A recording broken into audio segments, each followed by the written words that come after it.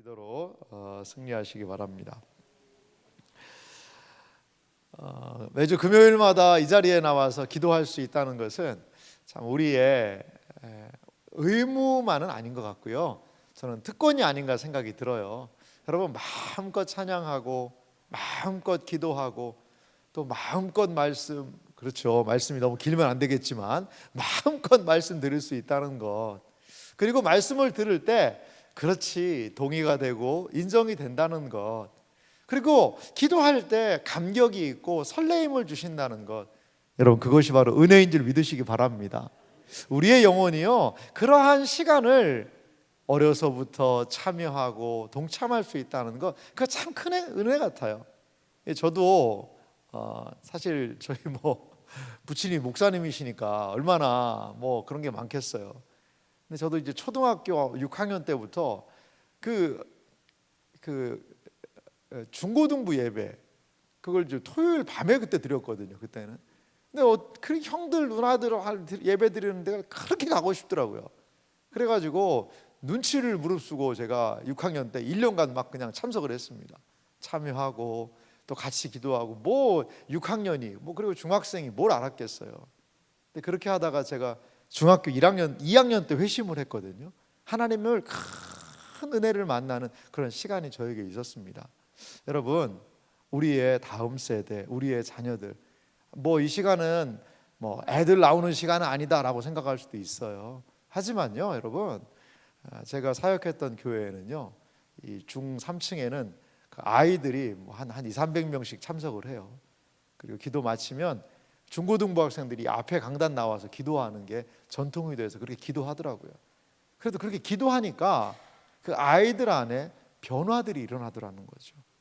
여러분, 아이들, 우리의 자녀들이 여기 오고 싶다 그러면 꼭 데리고 오세요.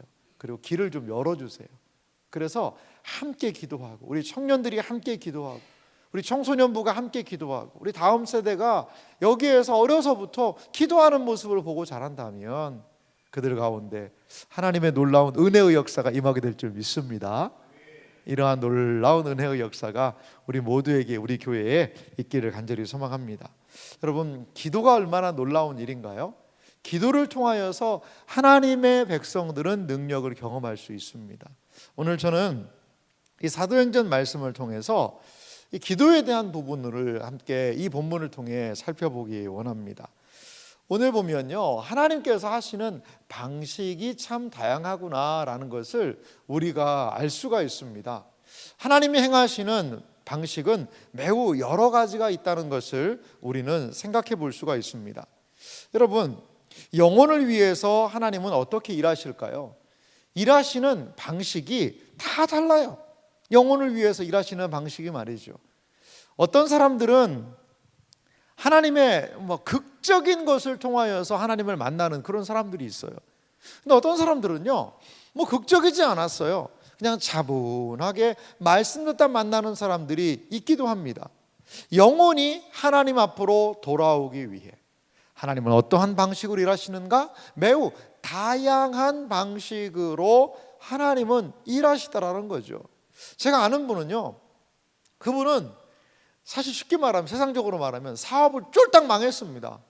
사업을 망하는 그 모습을 통하여서 하나님께 이분은 돌아오는 그분이 있었어요. 제가 만난 또 어떤 분은요, 이분은 그 기독교 신앙에 대한 궁금함이 있어서 책을 읽었다는 거죠. 책을 읽으면서 이분이 지적인 회심을 한 거예요. 그래서 하나님 앞으로 나오는 그런 분도 있더라는 거죠. 우리 하나님께서 우리의 인생을 다루시는 방식들은 매우 다양하다는 것을 여러분 기억하시기 바랍니다. 1억 명의 사람이 있다면 하나님의 다루시는 방식은요, 1억 개 이상의 방식으로 하나님이 하나님의 사람들을 이끄시고 인도한다는 것을 여러분 믿으시기 바랍니다. 루디아를 볼까요? 루디아는 지난 시간에 봤던 여인의 모습이었죠. 루디아가 하나님 앞에 돌아왔던 그 방식은 어떤 방식이었죠? 루디아는요, 하나님의 말씀을 들었습니다. 하나님의 말씀을 루디아가 들을 때에 돌이켜서 그 마음이 열리고 그 복음을 받아들이고 그의 집안 사람들이 하나님께 돌아와서 세례를 받는 그런 놀라운 일들이 벌어졌습니다. 여러분, 루디아는 이 빌립보 지역에서 첫 번째 성도였습니다. 첫 번째 성도. 그렇다면 빌립보에 있는 많은 사람들이 하나님께 돌아올 때 루디아와 똑같은 방식으로 하나님께 돌아올 수 있느냐는 것이죠. 그건 아니었다는 거예요. 이 빌립보 교회에요, 세 사람이 등장을 합니다. 오늘 볼 사람이 두 번째 사람인데요, 그것은요, 이 여자는 뭐예요? 무당이었어요. 무당. 귀신 들린 여종이라고 했는데 뭐 소녀였던 것 같기도 하고, 어떤 사람은 소녀라고도 이야기를 표현을 쓰더라고요. 애기 무당입니다. 애기 무당, 쉽게 말하면 귀신 들린 여자였어요. 그런데 이 여인이 돌이켜서 빌립보 교회의 신자가 됩니다. 조용하고 차분하게 복음을 받아들였던 루디아. 그런데 이 애기 무당 이 여인 하나가 온전하게 되니까 막 난리가 나지 않습니까? 그런데 그 덕분에 하나님이 놀랍게 복음의 역사를 어떻게 펼치셨어요? 바울과 실라가 감옥 갔다가요, 간수가 또 복음의 역사로 들어오는 일이 있어요. 여러분, 하나님을 찬양합시다. 하나님의 복음을 증거하는 이 놀라운 방식을 우리는 찬양하지 않을 수밖에 없다는 거죠. 루디아의 방식, 또한 이 여인 귀신 들린 여종의 방식, 또한 간수가 회개하는 방식, 하나님께서는 영혼을 위한 놀라운 방식들을 통하여 지금도 역사하고 계심을 여러분 믿으시기 바랍니다. 우리의 어떤 분의 참 마음에 어려운 상황이 있어요. 이 질병의 상황이 있어요. 낙심의 상황이 있어요. 절망의 상황이 있어요. 여러분, 그러한 믿지 않는 분들의 상황을 잘 살피셔야 돼요. 그리고 그때에 복음을 우리는 제시할 수 있어야 되는 것 같아요. 이 여인, 여종, 애기 무당의 상황, 간수의 상황, 그리고 또한 이 여인 루디아의 상황, 이러한 모든 상황 속에서 하나님의 복음의 역사는 펼쳐지고 있었다라는 거죠. 우리가 깨어 있어야 돼요. 깨어 있어야 돼요. 이웃들을 살펴보시기 바랍니다. 이웃들을 살펴보시고, 아하, 하나님께서 그의 영혼에 복음의 역사를 행하실 수 있겠구나라고 생각이 든다면 우리는 사도 바울과 실라처럼, 이 전도팀 일행처럼 주의 복음을 증거할 수 있어야 해요. 그래서 예전에 어떤 분이 계셨냐면 이 고구마 전도왕이라는 분이 계셨어요. 고구마 전도왕. 여러분 아세요 그분? 뭐 간증을 하도 많이 하고 다니셔가지고요. 이 고구마 전도왕이 있었는데 이분의 전도 방식은요 매우 놀랍습니다. 고구마 전도왕이 어떻게 전도한 줄 아세요? 안녕하세요. 인사하는 거예요. 예수님이 당신을 사랑하십니다. 쓸데없는 소리 한다고 그러면 아이고 아직 이 사람은 생고구마구나. 생고구마. 왜요? 찔러도 이게 뭐예요? 안 들어가요. 안 들어가. 고구마 보세요. 고구마 삶을 때 잘 익었나 하고 젓가락으로 푹 찔러보지 않습니까? 안 들어가면 아이고 아직 안 익었구나.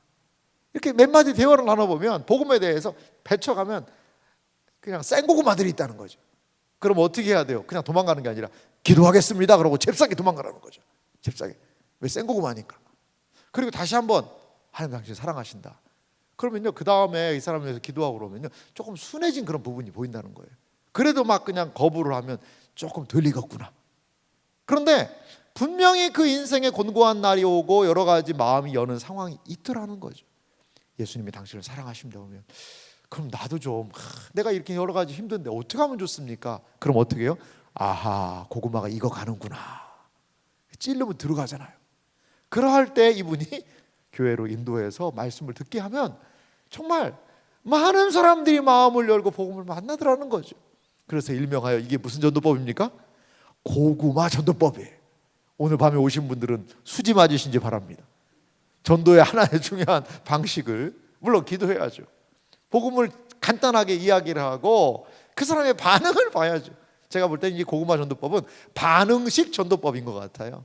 그 사람의 마음이 좀 열리면 교회를 초청하는 거예요. 복음으로 초청하는 거예요. 그리고 그 열린 마음을 통하여 하나님의 생명의 말씀이 들어가도록 기도하는 거예요. 여러분 그렇습니다. 이 빌립보가 보니까요 고구마 전도가 이루어졌어요. 고구마 전도. 루디아의 열린 마음, 그리고 이 애기 무당을 통하여, 그리고 또한 그 간수의 그 다급한 상황을 통하여서 하나님은 복음의 역사를 이 빌립보, 어떻게 보면 유럽의 첫 성에서, 이 큰 성에서 이루셨다라는 거죠. 하나님은 지금도 이 복음의 역사를 통하여서 우리에게 일하시는 분이심을 여러분 믿으시기 바랍니다. 이번에요, 우리 교회가 오늘 주일 오후에 세례를 줘요. 세례식을 하는데요, 이번에 우리 교회가 6명을 세례를 줘요. 6명. 여러분 너무 놀랍지 않습니까? 연령층도 다양합니다. 연령층도 50대도 있고요, 80대도 있고요. 이분들이 초신자분들이 우리 교회에 온다는 거예요, 여러분. 이게 참 얼마나 놀라운 일입니까? 80이면 인생에 얼마나 많은 시간을 지난 그때예요. 그래도 하나님이 그 심령들을 불러서 말씀 듣게 하시고요, 어떤 분은 병원에서 같이 입원했다가 복음을 듣고 그 전도를 받고 우리 교회 왔는데요, 너무나도 신앙생활을 잘 하시는 거예요. 초신자인데도 불구하고요. 이러한 복음의 역사가 지금 우리의 현장에 일어나고 있다는 것을 여러분 믿으시기 바랍니다. 주일 오후에 세례 받는 분들요, 많이 축복해 주세요. 많이 축복해 주세요. 어떤 분은 그냥 이 근처 교회를 헤매다가 이단 교회도 갔다가 아이고 여기는 아닌가 보구나 하고 우리 교회 와서 정말 작년 한 해 동안 신앙생활을 열심히 잘 하시고 세례 받으시는 분도 계세요. 하나님께서 이렇게 각 심령에 역사하고 계시며 지금도 살아서 그 영혼을 살리고 회복시키고 계시다는 것을 여러분 믿으시기 바랍니다. 지금도 여전히 이 빌립보에서 역사하셨던 그 하나님의 은혜의 역사는 우리 안에서, 복음 안에서 더욱더 풍성하게 일어나고 있는 줄 여러분 믿으시기 바랍니다. 그렇다면 루디아의 회심 그 이후에 어떠한 일이 일어났을까요? 그 한 여종, 귀신 들린 여종의 구원의 역사가 일어났다는 것을 우리는 볼 수가 있습니다. 이 귀신 들린 여종의 구원의 역사는 이러한 부분을 통하여 일어나게 되었어요. 그 성경 내용을 좀 보면은요, 우리가 기도하는 곳에 가다가 우리라는 표현이 있어요. 이 우리라는 표현은 여기 안에 누구누가 있냐면요, 사도 바울이 있습니다. 실라가 있습니다. 거기에 또 루스드라에서 참여한 누가 있죠? 디모데가 있어요. 그리고 이 누가복음을 기록한 누가복음을 누가 기록했죠? 누가복음은 질문에 항상 답이 있죠. 누가가 기록했습니다. 누가가 있어요. 그렇게 넷이 있을 때는 우리라는 그런 표현을 써요. 우리라는 표현을. 그래서 우리가 기도하는 곳에 가다가 라고 이야기를 합니다. 근데 누구를 만납니까? 점치는 귀신 들린 여종 하나를 만났어요. 자, 이 여인이 심상치 않습니다. 여종인데요, 점을 쳐요. 무엇으로요? 귀신이 들려가지고 점을 치는 거예요. 그래서 점으로 그 주인에게 큰 이익을 주는 자라. 이 주인들이라는 표현을 보니까 아마 주인이 여럿이었던 것 같아요. 여러분, 이 여종 얼마나 여러분 불쌍한 상황입니까? 귀신이 들렸어요. 그래서 뭐 스스로 자기가 어떻게 보면 뭐 이런 표현 죄송합니다만 자기가 무당집 차려가지고 내가 애기 귀신이다 나한테 와라 그래가지고 자기가 사업하는 것도 아니에요. 자기는 뭐 해서 뭔가를 막 얘기를 해주고 막 이상한 목소리를 흉내를 내서 뭔가를 알려주면, 기륭화복을 알려주면 그 여인이 번 돈으로 뒤에서 이 돈 세는 사람들이 있어요. 재주는 곰에 부리고 돈은 누가 챙겨요? 주인이 챙기듯이. 약간 그러한 매우 불쌍한 여인 아니겠어요? 그런데요, 그 여인이요, 바울과 우리를 따라와 소리를 지르는 거예요. 여러분, 귀신 들린 사람이 소리 지르는 거 들어보셨어요? 저는 이제 부모님이 시골에서 목회하셨는데 그 시골 동네는요, 뭘 그런 사람들이 좀 많은지 모르겠어요. 꼭 시골 동네에는 어떤 분들이 계시냐면요, 그 한때 부닥거리 좀 하시던 분들이 계세요. 왕년에 작두 좀 타시던 분들이 계세요. 정말 시골에 그런 분들이 계시더라고요. 그래서 무당집들이 있어요. 근데 지금은 안 하는데 옛날에 한때 그렇게 하던 분들이라고 그래요. 그런데 이분들이요, 저도 이제 어릴 때 기억인데 한 번은 그 여자분인 걸로 제가 기억을 하는데 뭐 십자가만 보면 막 무섭고 두렵고 달달 떨고 뭐 잠을 못 자고 뭐 너무 무서워가지고 그때 저희 그 시골에 있는 그 개척교회였는데 그 교회에 와서 기도를 받고 싶다고 한 적이 있던 것 같아요. 그래서 기도를 하는데 뭐 이상한 소리를 막 하더라고요. 정말 뭐 이렇게 소리 지르듯이 막 막 소리를 지르고 뭐 하는 거예요. 그래서 저희 부친이 간절히 기도해주고 이렇게 하고 해서 그분이 이제 정신이 좀 온전해져서 갔던 그런 기억도 있습니다. 제 어린 나이에 얼마나 좀 무섭기도 하고, 이 보고는 싶은데 눈 뜨면 귀신 들어올 것 같아가지고 무서워가지고 눈도 못 뜨고 그냥 옆에서 기도만 했던 그런 기억이 있습니다. 뭐 지금도 뭐 그런 현상들이 저는 뭐 있을 수 있다고 봐요. 있을 수 있다고 봐요. 뭐 기도하다가 여러분 요즘에 뭐 어떤 좀 이상한 뭐 어떤 전도사인데 막 귀신을 쫓아내고 뭐 앞으로 나와 막 그래가지고 막 소리 지르고 막 좀 비인격적으로 뭔가를 막 하고 하는 그러한 것들이 조금 유행하는 것 같더라고요. 뭐 눈에 보면 막 엄청난 것 같죠. 근데요, 그거에 너무 미혹되지는 마세요. 미혹되지는 마세요. 이제 그렇게 해가지고 여러분 그 귀신 그 시골에 있던 분 뭐 막 그냥 십자가 보면 무섭고 막 그렇게 해가지고 했는데 기도해줘가지고 잘 됐으니까 앞으로 교회 잘 나와서 신자가 됐느냐, 또 그건 아니었던 것 같아요. 물론 뭐 신앙에 대해서는 좀 그분이 경험한 게 있으니까 우호적으로 바뀌시긴 하더라고요. 와, 뭔가 있구나라는 생각을 하신 것 같은데, 그런 현상이 다 복음으로 이끌지는 않는 부분도 분명히 있는 것 같긴 해요. 그래서 여러분 이런 현상이 있으면 차분하게 기도하시면 됩니다. 혹시라도 이런 현상을 만나게 되면 너무 두려워하지는 마시고, 그리고 주변에 이런 어려움이 있으면 꼭 교육자들하고 상의하셔서 그렇게 해서 하고, 뭐 이상한 이거는 뭐 기도원에 가야 된다, 어디 가다 용험한 그런 분한테 가서 해야 된다, 그렇게 안 하셔도 돼요. 정상적으로 신앙생활해서 하고, 또 많은 부분에는요 저는요 신경정신과적인 치료도 받아야 된다고 봐요. 병행을 같이 해야 되는 부분도 분명히 있습니다. 그래서 함부로 저 귀신 들렸으니까 기도해가지고 내쫓아야 된다라고만 그렇게 생각하시면 또 안 되는 부분도 있는 것 같아요. 여러분, 하지만 오늘 성경에서는 분명히 이 여인에 대해서는 귀신이 들린 여인이라고 이야기를 해요. 이 여인이 하는 말을 보세요.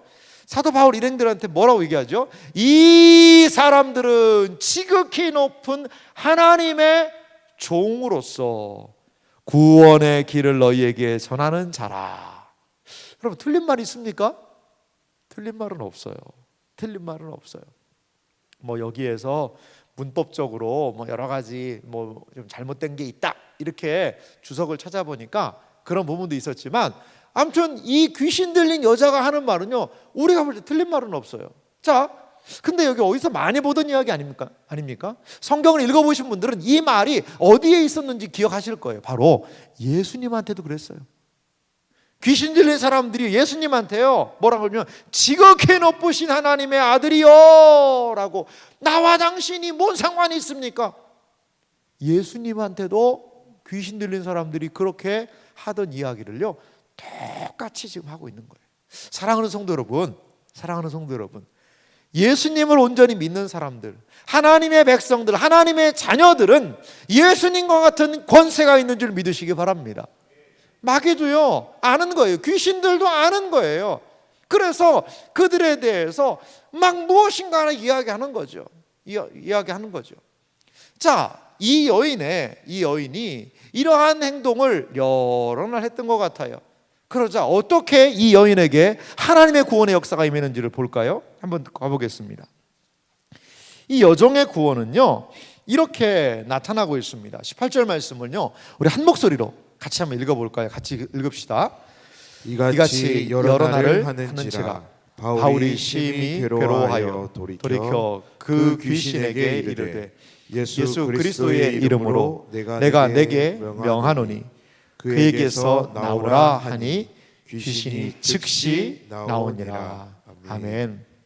여기서 바울이 심히 괴로워했다라는 것은요 아마도 이러한 일 때문에 바울 일행이 여러 가지로 해서 노출도 되고 막 무엇인가 어려움이 있었던 것 같아요. 아마 바울도 알았을 거예요.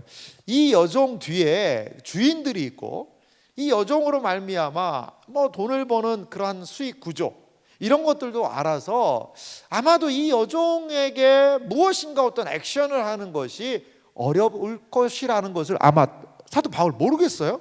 알겠죠. 분명히 알았을 거예요. 그런데 이 여종이 여러 날 뭐 성경에 보면 지속적으로 오랜 시간 그렇게 계속 하는 거죠. 그러자 사도 바울이요 이렇게 얘기합니다. 예수 그리스도의 이름으로 내가 내게 명하노니 그에게서 나오라. 뭐 귀신 쫓는 영상이나 이런 걸 보면요 항상 요 멘트를 씁니다. 요 멘트를 씁니다. 그렇게 해서 뭐 귀신을 축사를 한다 이렇게 이야기를 하는데 뭐 여러 가지 부분에서 저는 생각할 수 있다고 봐요. 그런데 오늘 여기에 보십시오. 예수님은 그에게서 나오라 한 말씀을 하셨어요. 그런데 사도 바울은요 너 나가 이렇게 이야기하지 않습니다. 무엇으로요? 예수님의 이름으로, 예수님의 권세로.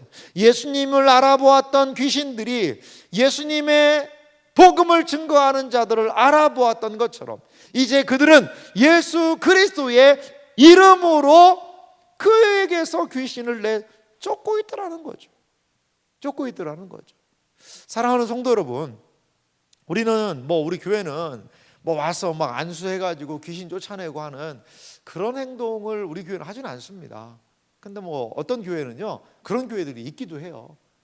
그리고 이게 조금 잘못된 것으로 나간 것이 좀 이단으로 우리 교회에서는, 우리 교단에서는 규정을 했거든요. 그 교회는요 뭐든지 다 귀신이에요. 뭐든지 다 귀신. 감기가 걸렸다. 왜 감기 걸렸을까요? 감기 귀신이 걸린 거예요. 감기 귀신. 병이 걸렸다. 그러면 왜 병이 걸린 거예요? 암 귀신이 온 거예요. 암 귀신. 뭘 아는지는 모르겠지만 암 귀신. 욕심이 많이 생긴다. 그러면 뭐가요? 욕심 귀신이 든 거예요. 귀신.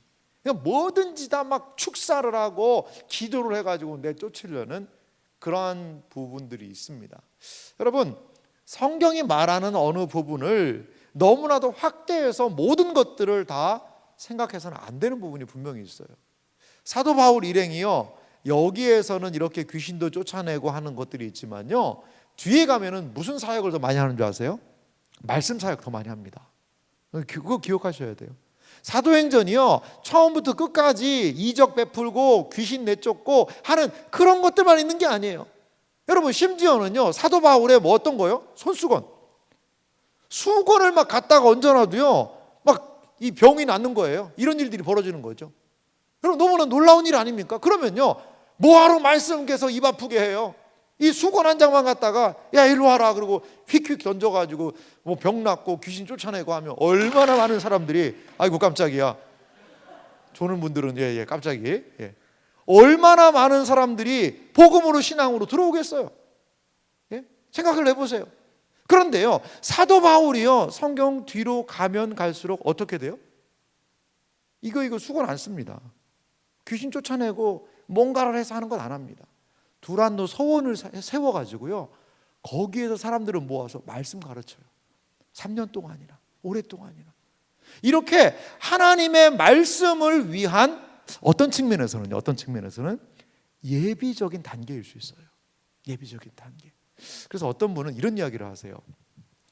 복음이 처음 들어간 그 지역 안에서는 이러한 이적의 역사들이 더 활발하게 나타날 수 있다, 그렇게 봐요. 그런데 어느 정도 복음의 역사가 뿌리 내린 지역에서는 이제 막 그런 이적의 역사보다 하나님의 말씀을 깨닫고 그 하나님의 말씀을 믿고 의지하고 신뢰하는 일들이 더 풍성하게 일어난다, 이렇게 연구를 하고 결과를 보고하는 그런 이야기도, 그런 레포트도 제가 본 적은 있습니다. 그래요 여러분, 성경에 있는 이야기, 예수님이 귀신을 쫓아내셨다는 것은 니들도 다 똑같이 그렇게 해라라는 것 아니에요. 우리는 성경을 그래서 알아야 합니다. 알아야 됩니다. 사랑하는 성도 여러분, 사도 바울이 이 빌립보 지역, 이 마케도냐 지방의 가장 큰 성에 거의 처음으로 들어가지 않습니까? 유럽에서 첫 신자 루디아를 얻었을 때에 복음을 전한 방식. 하지만 이 애기 무당이 빌립보 교회의 두 번째 성도가 되는 과정은 그리 녹록하지는 않았다라는 거예요. 녹록하지는. 그렇습니다. 여종의 구원은 예수 그리스도의 능력, 특별히 귀신을 쫓아내고 그를 온전하게 하여서 사단의 세력 아래에 있는 그 영혼을, 그 심령을 구출해내는 것을 통하여 복음의 능력을 드러냄을 통하여 이루어지는 방식을 하나님이 취하신 것을 오늘 성경을 통해 볼 수가 있다라는 것이죠. 사랑하는 성도 여러분, 저는 장로교 목사입니다. 장로교는 너무 밋밋하다는 이야기를 많이 해요. 어떤 분은 그런 분위기, 순복음교회는 화끈하다 이거죠. 화끈하다 이거죠. 순복음교회 가면 막 기도하고 뭐 병 고치는 역사도 일어나고 능력이 행하고 이렇게 되는데, 장로교는 뭐 그냥 기도합시다. 그리고 뭐 사실 장로교에서 주여 삼창 하는 것도 뭐 어떤 데는 그 주여 삼창 왜 하냐 이렇게 하기도 하는 그런 교회도 있죠. 저는 이제 간절함을 표현하는 그런 것들이라고 보거든요.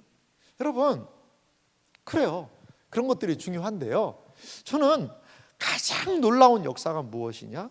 하나님의 말씀의 역사라고 믿어요. 이 말씀을 통해 심령의 변화가 일어나는 것이 가장 큰 역사라니까요. 저도 시골에서 목회하시는 부모님 곁에서 여러 이야기를 많이 듣고 여러분들을 볼 수가 있었어요. 어떤 분은 그분이 진짜인지는 모르겠지만 이 말을 못하는 분이 기도하다가 이 말문이 트였다는 분도 계셨어요. 근데 그런 분들이요, 뭔가 이적의 능력을 경험한 이런 분들이요, 끝까지 믿음 안에 있느냐? 그렇지 못하더라고요.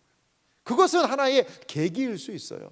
그것을 통하여 하나님의 말씀이 그 영혼과 심령 속에 들어가고 거기 안에서 인격적인 승복이 일어나는 복음의 역사, 이것이 진정한 복음의 역사가 아닐까요? 사랑하는 성도 여러분, 우리의 시선을 끄는 많은 것들이 있어요. 반짝이는 것이라고 해서 모든 것이 다 금은 아닙니다. 분별할 수 있는 지혜가 우리에게 필요하고요, 하나님의 놀라운 역사는 분명히 있다는 것을 또한 우리는 기억하면서 시대를 잘 분별할 수 있는 여러분들이 되시기를 간절히 소망합니다. 이러한 역사가 일어났는데요, 그럼 여러분 얼마나 놀라운 일이에요. 한 사람이 온전해졌잖아요. 그런데요, 사도 바울 일행은 어떻게 됐죠? 고발을 당했습니다. 고발을. 오늘 그 내용을 좀 살펴보면은요, 이 19절부터 보니까요, 여종의 주인들은 자기 수익의 소망이 끊어진 것을 보고, 여기 소망이 끊어진 것을 봤다라고 얘기하는데, 원어의 의미를 보니까 좀 재밌는 표현이에요. 귀신이 어떻게 했어요? 나갔잖아요. 그러듯이 수익의 소망이 나가버렸다는 거예요. 귀신도 나가고 수익도 나가버리고, 이 똑같은 단어를 쓰고 있더라고요. 참 재밌는 표현입니다. 수익이 나가버린 거죠. 바울과 실라를 붙잡아서요, 장터가 이제 아고라라는 곳인데요, 많은 사람들이 있는 곳인 것 같아요. 거기에서 관리들에게 끌어가가지고요, 상관들, 아마도 그 지방을 치안과 여러 가지를 담당하는 사람 같은데요, 앞에 데리고 가서 무엇을 말하냐면, 이 사람들이 유대인이라는 거죠. 유대인인데 우리 성을 심히 요란하게 한다. 이게 사회 질서를 지금 어지럽히는 사람이다. 또 하나가 있어요.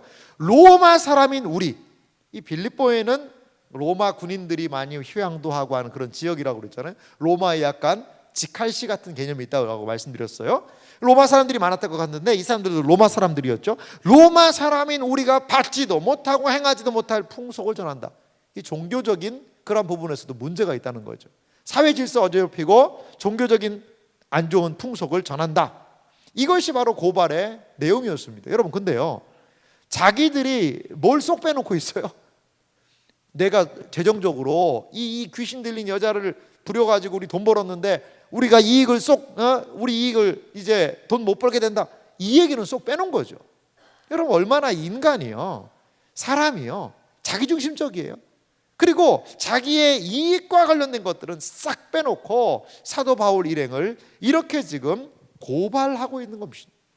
무리가 일제히 일어나 고발하니 상관들이 옷을 찢어 벗기고 매로 치라 하여.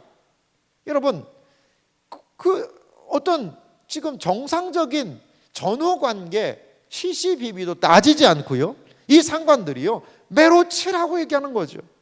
자, 고발의 내용을 한번 좀 살펴보면은요, 이 주인들이 고발을 했어요. 주인들이 고발을 하는데, 선을 행하고 무엇을요? 자유를 준 복음이요, 장애물을 만난 겁니다. 여러분, 복음을 증거하고 그 한 여인의 인생을요, 그 소녀의 일생을, 종으로 있는 일생을, 귀신 들린 그 불쌍한 인생을 온전하게 했잖아요. 온전하게. 그러면 칭찬받고 박수받고 정말 감사합니다, 대단합니다 라고 이야기해야 되는 게 옳은데요, 오히려 주인들은요 고발하고 이 일행들을 배척하고 있는 것을 볼 수가 있습니다.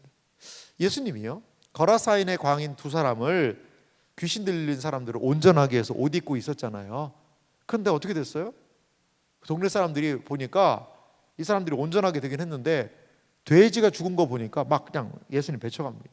귀신 들린 사람 둘 고쳤는데 돼지가 이렇게 죽었는데 귀신 들린 사람 뭐 나중에 고치면 이제 우리 돼지 남아나지도 않겠네. 빨리 다른 데 가시오. 사람들은 자기 이익, 자기에게 손해가 되는 그것, 이런 것을요 사람이 온전하게 되는 것보다도 더 중요시 여기고 있다는 거죠. 사랑하는 성도 여러분, 영혼이 회복될 수 있다는 것, 영혼이 돌이킬 수 있다는 것, 그것은요 무엇과도 바꿀 수 없는 가장 중요한 가치라는 것을 여러분 믿으시기 바랍니다. 영혼을 위한 투자, 영혼을 위한 헌신, 영혼을 위한 수고, 그것을 위하여서 우리는 우리의 많은 하나님이 주신 은사들을 활용해야 되지 않을까요? 여러분, 복음을 전할 때도요, 복음을 전도하고 그리고 선을 위해서 행할 때 세상이요 박수 안 쳐줄 수 있습니다. 여러분, 그거 기억하셔야 돼요. 사도 바울 일행 보십시오. 우리가 복음을 증거하고 하나님의 놀라운 은혜의 역사를 나타내고 드러냈는데요, 박수 받고 상 받을 일을 했는데도 불구하고요 그렇지 못하고 세상에 손가락질 받고 매 맞고 투옥되는 그런 상황이 올 수도 있다는 거예요. 여러분, 올 수도 있다는 거예요. 요즘에 우리가 기독교 신앙의 복음이 어떻습니까? 이 우리의 신앙의 선배들은요 매를 맞아가면서도 재산의 손해가 나면서까지도 복음을 증거하는 일에 정말 열심히였던 그 사람들 아니었습니까? 우리는 어떻습니까? 지금 우리는 어떻습니까? 우리의 시대는 과연 어떻습니까? 그냥 믿으면 믿는 거고 하나님의 때에 어떻게 될 거야 라는 적절함이 우리에게는 너무나도 많이 있지 않나, 이런 생각이 들어요. 사랑하는 성도 여러분, 우리 안에 있는 복음의 열심을, 우리 안에 있는 복음을 다시 한번 불태워 일으켜야 되는 때가 아닐까 생각이 들어요. 사랑하는 성도 여러분, 복음은 사람을 변화시킵니다. 생명을 새롭게 합니다. 그런데 이 귀한 일을 행하고도 매를 맞고 세상의 질시와 반대에 부딪힐 수 있다는 것도 우리는 기억해야 되는 것 같아요. 여러분, 사도 바울이요 이제 어떻게 됐습니까? 투옥이 됐어요.